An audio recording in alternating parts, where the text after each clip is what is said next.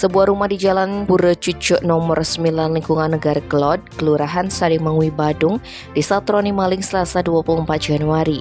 Berbagai barang berharga berhasil dibawa kabur oleh pelaku. Peristiwa tersebut terjadi lantaran rumah dalam keadaan sepi.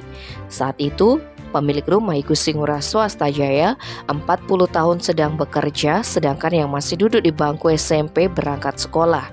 Sementara istrinya, Ana Agung Ketut Juliati, 39 tahun, juga bekerja. Sebelum pergi, korban sudah mengunci pintu rumah dan gerbang, tapi pintu kamar tidak dia kunci. Naas sepulang dari bekerja, Swasta mendapati pintu kamar dan pintu lemari dalam keadaan terbuka.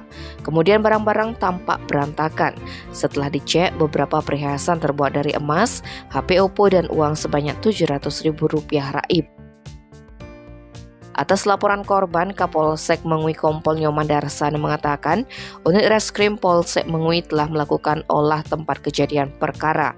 Kesimpulan sementara diduga pelaku masuk ke rumah dengan meloncati tembok pagar belakang lalu masuk ke kamar yang tidak terkunci.